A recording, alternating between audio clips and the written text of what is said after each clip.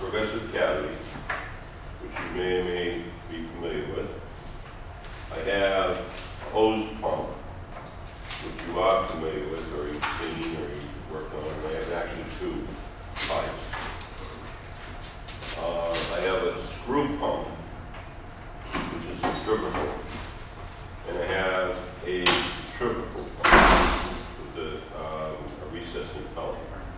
And then, of course, this here. I got a couple of these. I'm going to keep one. Well, what I'm going to do is move them, if you don't mind, guys going through it. And I'll try to keep the semblance of the discussion the way I like to do it, and then see how you guys respond to it. If you want to respond or you don't care about it, let me know. But my feeling is if we all are on the same plane and we know where we're going, I think it helps me and it helps you, because experience-wise, I fully realize you have plunger pumps here now, and I think they're Carline Sanderson's name. You have centrifugal pumps, both sludge pumps and water pumps. You have hose pumps recently, in the last maybe 5 years or so, you put those in. And progressive cavities, you might have some with your polymer systems or whatever. I'm not positive of that. So the reason I brought these up is not to talk about everything that you have or what the source is, but why are we here today? I mean, basically to talk about something that you've seen. You've probably worked on them. So I thought there's a difference here. Let's talk about why do we use these pumps in the application where it is. The particular one we have is located, I think, on the influent. It's primary sludge pump number 7. Okay, so there are multiple other ones there. This is a new one. We will be going down there to look at it, to review it, to talk about it there. But what is a plunger pump, and what is a progressive cavity, and what is a hose pump, and throw in another one, a diaphragm pump? They're all positive displacement pumps. And what does that mean? It means that what they are featured to do is to take a volume of material, a known volume, and move it through a series of devices within the pump to output a definite quantity of material on a known basis over time. What is the centrifugal? Centrifugal also moves a volume of material, but it doesn't move it necessarily is profound as far as quantity. It's not necessarily a metering pump, which is another term I use. Progressive cavity, positive displacement pumps meter things along where you can rely on so many. In the case of the pump we're talking about, a Carline Sanderson plunger pump, we're talking about strokes per minute. And each stroke of the plunger results in a known volume coming through the pump and being discharged. And so you can rely on that. That's pretty much until something happens, like wear. The ball checks wear out, so the balls lift, so a little water, more sludge comes in, discharges, won't be discharging, but it'll be brought in so that your volume starts to change. But until that event happens, meaning wear, your volume is going to be the same all the way through, continuously, 24/7. Centrifugals, they vary with temperature, they vary with solids concentration. The inlet solids, as they get heavier, the centrifugal pump is still spinning at the same flow, but it won't move the same volume because it has more resistance. So the resistance is friction. So the solids, as they get heavier, they stay in the pipe longer and they need more energy to pull them to the pump suction, get in the pump. And when they get in the pump, yes, they can be pushed, generally speaking, to the source. but you'll find the centrifugal pump starts to slow down as the solids go up. But the plunger or the positive displacement pumps, they move solids continuously as the solids build up. They'll slightly slow down, but they pretty much handle the same volume. The only thing that happens on a positive displacement is the energy to move that material goes up, meaning we need more horsepower, more torque. And that's what happens on the other end of the pump. We haven't talked about that yet, but basically you have situations in all cases of a pump, just whatever it is, you have the ideal is that the water, the inlet through the pump, suction if you want to call it, and the head is up here, so it's higher than this point, so you have a distance. You want to have a pressure here, which is, let's say, you start off with maybe 20 psi, which we go into, and this is, say, 4 psi. Now that's ideal for any pump, centrifugal or positive displacement. You have a positive head pushing, so it allows the head of this material in a tank to create a pressure. Whether it's 4 psi or 3 psi or 2 psi. Now you have a positive head. So that means there's going to be no air in the line other than maybe the gases and the sludges. The discharge is higher than the suction. 20 psi obviously is a bigger number than 4. So now you've got to place the pump into it. And that would work on any positive displacement or centrifugal.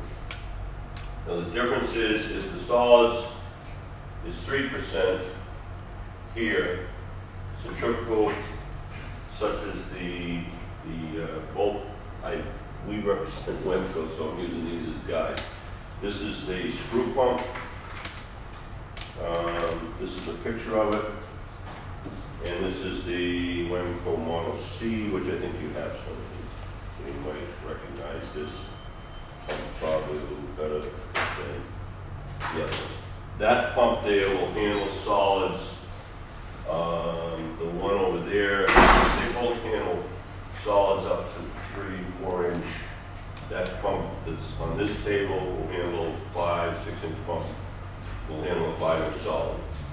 So, relatively speaking, 3% solids could be handled under these conditions and pump very well, continuously, at whatever flow. And it will move volume of 100, 200, 300, 400 gallons a minute, 500, 600, and you just make a bigger pump. Difference is, if you want to have a known volume, and it was critical to your pumping, that this 3% could get up to 5% or 6% due to conditions. Time of day, time of rainstorms, well not rainstorms, that's not fair, because rain does a lot of difficult things to treatment plants. So let's say that Monday, the solids in the primary 6, and then by Tuesday afternoon or Wednesday, because you're pumping continuously or putting it out of there, it drops down to 3.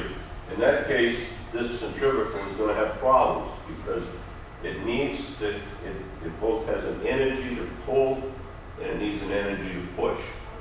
And you have no horsepower. So that's torque, that's energy that you've got there. You can only get so much. So what happens is the impeller spins, but it can't pull the material because it doesn't have a suction lift capability, which we haven't talked about yet. But that's really what it's all about. So you might be able to, you pull 3%, you get to 5 or 6, you're not going to get the same quantity of sludge out of that pipe into the pump and out, and it's going to be markedly decreased. It could be 50% of it. So if you're running an operation, you can't afford to have the centrifugal in that application as you can for positive displacement, because you know at any time you hit the switch, PD pump, whether it's a low pump or, I didn't mention that. I don't want to throw that in. I mean, a plunger pump or hose pump, it's going to pull solids at 100 gallons a minute, 200 gallons a minute, or 50 gallons a minute every time you turn it on, whether it's 6% or 3%. As long as you have enough HP, horsepower, and it will pump 20 psi. Now, we haven't talked about this side of the pump at all. We're talking suction. But this is where it all happens. If you can't pull that solids, you're not going to have a flow. You're not going to have, you'll have some flow, but you won't have the quantity you need to get into the thickener so that the next operation takes place. So what happens? The primary fills up. And now, 6 becomes 7. All right. And just keep going, and then you've got the problem of it comes to get the pumper, it's throw it in and pump the sludge out. So, do you see where I'm going here as far as why, try to bring you to the point of why do you use this plunger pump here versus centrifugal? In the other pump I have, I didn't open up, but these pumps here, which are positive displacement also, they're progressive cabinets. And I don't know if you've seen those, but that's that one. And then the hose pump we talked about, you have some on site, not these, particular brand, but another brand. Okay, a good picture of it, they're small ones. Those are the hose pump. And rather than, I won't go too far into other style pumps, what their positives and negatives are, but I just want to talk about this a little bit. So now we got the suction, talk about the pressure. What happens if the pressure starts to build up? Because the longer you pump in a pipe, it produces friction, produces pressure, and starts backing up. Now, at 3% solids, you could have 20 psi. And now, when you're pumping 6%, that pressure is going to go up because now you're moving a tighter material, thicker, and you're trying to push it through a pipe, and it starts backing up on you in the line, and that pressure will go up to 30, 35, maybe. And just looking at a curve, 2 curves actually. This is a curve for positive displacement. This is head, this is flow, and this is head. I use a black magic marker. Thank you. You like my Bobby pen, huh? Yeah. Okay. This is the general way to do it, so that this is GPM for talking purposes, and this is head. So it's TDH, total dynamic head, and this is for PD pumps. And this is for centrifugals, just the reverse, flow and head over here. That's a curve for centrifugal. General, some are a little flatter, but generally speaking, head and flow is this way. So if you're pumping 100 gallons a minute, and you're pumping at, let's say, 20 psi, is roughly 40 feet. All of a sudden, the pressure starts going up because the sludge is heavier, we're having trouble pulling it, sucking it. What happens is the head goes up. This is pressure. So now it's up to here. What happens? Flow drops off. And of course, if you get too much of a head differential, this is zero flow. And that's generally what happens. The pump goes to zero. It's still spinning, but it's not moving any it's not moving any liquid. Because it's saying, hey, I need pellet. Put more horsepower on it? No. Different impeller? Maybe. Higher speed? Maybe. That might help. Because obviously if you put higher speed, you have a different curve. And horsepower though is not the answer, because at zero flow, what does that mean? That means you're at your minimum horsepower, no load. You're not pumping anything, so you're not doing anything except spinning the impeller. PC pumps, PD pumps, excuse me, same thing. Comes along and you got a flow of, let's say, 100 gallons a minute.